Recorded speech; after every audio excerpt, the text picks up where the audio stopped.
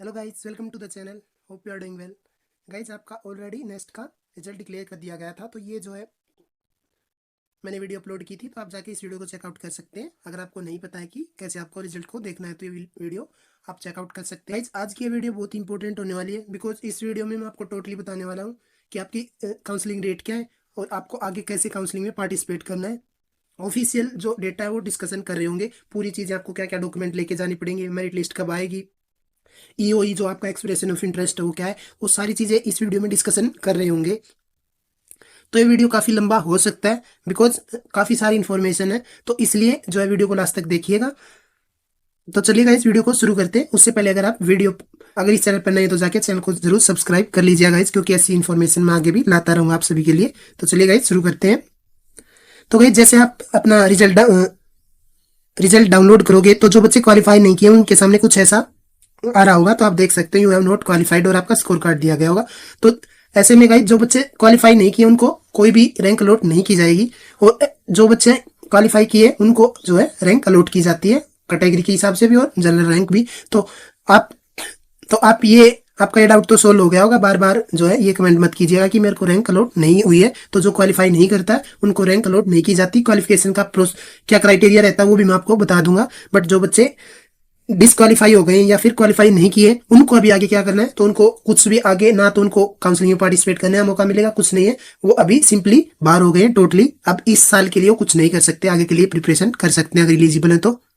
वहीं जो बच्चे क्वालिफाई किए हैं, मेन उनके लिए कि उनको आगे क्या करना है, वहीं एक बार देख लेते हैं कि कौन से बच्चे क्वालिफाई किए कौन से नहीं किए। तो गाइस, जैसे आप ऑफिशियल वेबसाइट पे आओगे तो यहाँ पर आपको दो तरह के क्राइटेरिया दिखेंगे, एक है SMS और दूसरा है MEP। तो ये दो क्राइटेरिया है जो कि आपको दोनों ही क्राइटेरिया को पास करना पड़ेगा, तभी जाके आप जो है क्वालिफाई कर पाओगे। तो ये क्राइटेरिया रहे हैं। तो पहला है SMS, जिसमें आपको हर एक सब्जेक्ट की एक मिनिमम कट ऑफ रहती है, यानी कि उतने तो मार्क्स उस सब्जेक्ट में होने ही चाहिए अगर उसकी कट ऑफ आपको पार करना है। तो आउट ऑफ दिस 4 सब्जेक्ट आपको 3 सब्जेक्ट की कट ऑफ पार करनी थी। अगर आप कि 3 सब्जेक्ट की कट ऑफ पार नहीं हुई तो आप डिस्क्वालीफाई कर दिए जाओगे, चाहे फिर बाकी 2 सब्जेक्ट में आपके कितने मार्क्स हो। और वहीं सेकंड क्राइटेरिया था MEP, जो कि आपकी मिनिमम परसेंटाइल रहती है कि इतनी परसेंटाइल तो होनी ही चाहिए। तो जनरल कैटेगरी के लिए, EWS कैटेगरी के लिए 95, OBC कैटेगरी के लिए 90, SC ST के लिए 75। तो ये आपकी जो मिनिमम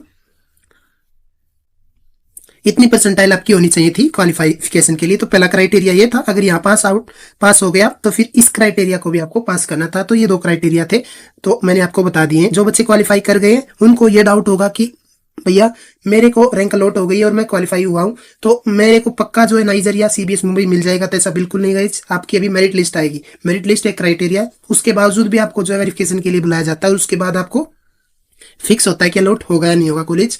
तो ये जो है पूरा प्रोसीजर रहता है। मेरिट लिस्ट एक क्राइटेरिया जरूर है, बट उसके वहां पर भी फिक्स नहीं रहता है। और मेरिट लिस्ट दोनों की अलग अलग आती है, नाइजर की और CBS की, दोनों की ही अलग अलग आएगी और दोनों की खुद की ऑफिशियल वेबसाइट्स पर आएगी।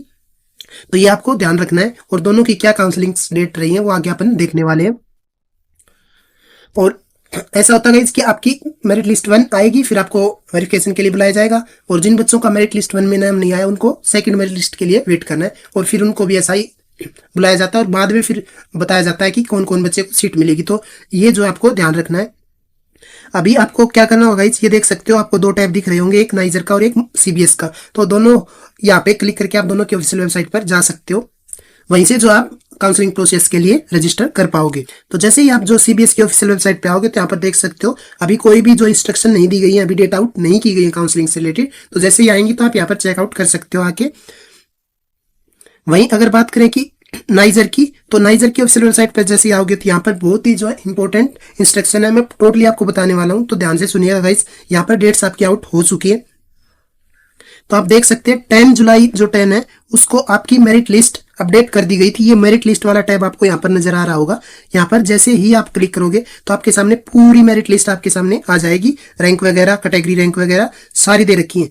ये मेरिट लिस्ट, ये टोटल वो बच्चे हैं जो कि क्लियर जिनका हुआ है। तो 3007 जो बच्चे हैं वो टोटली इतने बच्चे जो है पास हुए हैं, यानी इन बच्चों में से अब मेरिट लिस्ट आने वाली है। राउंड 1 इन बच्चों में से आएगा, फिर राउंड 2 भी इन बच्चों में से आएगा। इसके बाद जो बच्चे थे वो डिस्क्वालीफाई कर गए हैं। ये ओनली फॉर क्वालिफिकेशन है, ये जो आप चेकआउट कर सकते हो। तो अभी क्या होगा, 11 जुलाई को जो है आपको एक EOI ये आपको भेजा जाएगा, जो होता है एक्सप्रेशन ऑफ इंटरेस्ट, जिसमें एक मेल आएगा जिसमें आपको बताना है कि आप नाइजर ज्वाइन करना चाहते हो या नहीं करना चाहते। और जो वो आपको फिल करना है, जो सबमिशन आपका वो है 16 जुलाई 4 PM, ये जो लास्ट डेट है ध्यान रखिएगा। आपको 5 डेज का ही टाइम मिलेगा। तो और तो इस दौरान आप जो है फिल कर दीजिएगा। अदरवाइज जो अगर आपने नहीं फिल किया इस दौरान तो बाद में जो है आपको आगे कंसिडर नहीं किया जाएगा, तो ये ध्यान रखना। और यहाँ पर गाइज आपको एक्सटेंडेड डेट नहीं मिलती है, यहाँ पर पहले से ही डेट सारी जो है डिक्लेयर कर दी गई है, तो ये ध्यान रखना। और अगर आपको नहीं मिला है मेल तो स्पैम फोल्डर वगैरह जाके चेकआउट करना, ऐसा यहाँ पर बोला गया है। तो ये था। उसके बाद क्या होगा गाइज, 18 जुलाई को आपकी एडमिशन क्यू आने वाली है।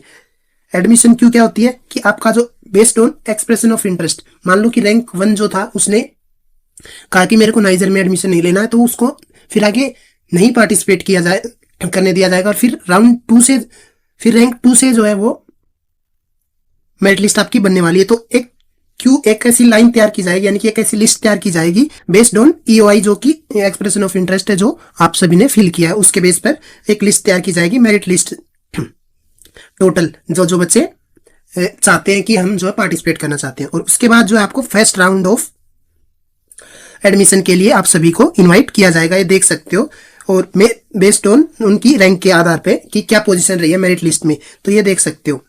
और आप पढ़ सकते हो कि आपको एक हार्ड एंड सॉफ्ट कॉपी लेके जानी होगी इन्विटेशन ईमेल की, जो आपको इन्विटेशन आया ईमेल का, at time of entry at main gate at नाइजर। जब आप डॉक्यूमेंट वेरिफिकेशन के लिए जाओगे तो ये ध्यान रखना, तो उसको डाउनलोड करके रखना या स्क्रीनशॉट वगैरह जो भी हो लेके रखना, और उसकी हार्ड कॉपी भी निकलवा लेना एक। तो गाइस फर्स्ट राउंड जो आप देख सकते हो आपका 25 जुलाई को कंडक्ट होने वाला है, जहां पर आपको 9 AM 25 जुलाई को रिपोर्ट करना होगा, ये फिक्स है। और जो आपका नाइजर कैंपस है वहां पे, और अगर कोई बच्चा ऐसा करने में फेल रहता है तो बाद में उसको कंसिडर नहीं किया जाएगा, ऐसा साफ साफ बोल रखा है। तो आपको रिपोर्ट करना ही होगा 25 जुलाई 9 AM, ये जो है डेट और टाइम याद रख लेना। उसके बाद आपको क्या क्या लेके जाना है, तो ओरिजिनल डॉक्यूमेंट्स लेके जानी है, हार्ड कॉपी लेके जानी है एडमिशन फॉर्म की, और hard and soft copy of invitation email, ये आपको लेके जाना है।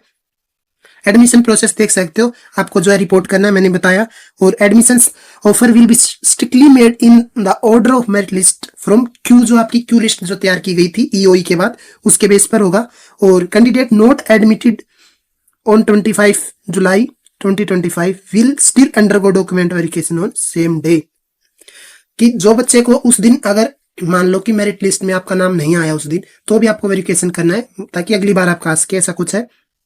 और category wise waiting list of verified candidate will be prepared, आपको वेटिंग लिस्ट में डाल दिया जाएगा। फिर नेक्स्ट राउंड में जो है आप को वेटिंग लिस्ट से हटा दिया जाएगा, आप मेन लिस्ट में आ जाओगे, और फिर जो पीछे के बच्चे होंगे वो वेटिंग लिस्ट में आ जाते हैं। तो ये प्रोसीजर रहता है।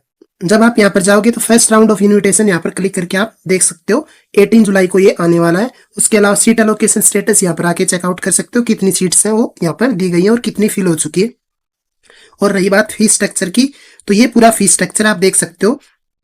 इतनी फीस जो आपको लेके जानी है, तो ये पूरी मैं आपको बता देता हूँ। देख सकते हो आप, student of general and OBC category इतना आप देख सकते हो 53,000, और student of SC ST category 45,000।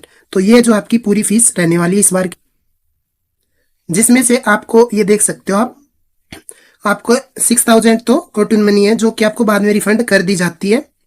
उसके अलावा आप देख सकते हो 23,000 आपकी मेस फीस है। तो ये ध्यान रखना, ये फीस मेस फीस इसमें इंक्लूडेड कर दी गई है। तो ये पूरी आपको फीस है जो आपको पे करनी होगी। और आपको नाइजर कैसे रीच करना है वो भी यहाँ पर दिया गया है। यहाँ पर क्लिक करोगे तो आपके सामने पूरी इन्फॉर्मेशन भी आ जाएगी कि आपको नाइजर कैसे रीच करना है। तो ये पूरा इन्फॉर्मेशन चेकआउट कर सकते हो, एयर, ट्रेन वगैरह जिससे भी आपको रीच करना है। तो ये प्रोसीजर था। उसके अलावा डॉक्यूमेंट रिक्वायर्ड, यहाँ पर आप जैसे ही इस पॉपअप को स्वाइप करोगे तो देख सकते हो नाइजर एप्लीकेशन या एडमिशन फॉर्म जो है उसको प्रिंट करा के लेके जाना। आपको 2 रिसेंट साइज आपको पासपोर्ट फोटोग्राफ लेके जानी है, 2 से ज्यादा ही लेके जाइएगा। नेक्स्ट का जो स्कोर कार्ड रहा है उसको प्रिंट करा के लेके जाइएगा। आधार कार्ड ओरिजिनल भी, और ये आपको एक कॉपी भी लेके जानी है। वहीं 10th की भी सेम है कि आपको ओरिजिनल भी और एक फोटो कॉपी लेके जानी है। 12th की मार्कशीट लेके जानी है। कॉलेज स्कूल लिविंग सर्टिफिकेट आपको लेके जाना ओरिजिनल, या फिर माइग्रेशन होता है वो भी आप लेके जाना है। आपको माइग्रेशन है तो आपके पास वैलिड कास्ट सर्टिफिकेट जो आपको लेके जाना है, ओरिजिनल या फिर फोटो कॉपी जो भी है, सॉरी ओरिजिनल और एक फोटो कॉपी आपको लेके जानी पड़ेगी। वैलिड सर्टिफिकेट ऑफ PWD जो सर्टिफिकेट है PWD वाले बच्चों के लिए ओरिजिनल और एक फोटो कॉपी, और एक आपको डोमिसाइल सर्टिफिकेट लेके जाना है। जम्मू एंड कश्मीरी माइग्रेंट वाले बच्चों के लिए ये दिया गया है, ओरिजिनल और एक फोटोकॉपी। तो ये पूरा प्रोसीजर था। होप आपको समझ आया होगा। वीडियो जरूर लंबी हो गई, लेकिन गाइज इतनी इन्फॉर्मेशन के लिए इतना टाइम तो लगता ही है। तो गाइज मिलते हैं नेक्स्ट वीडियो में। Thanks for watching the video.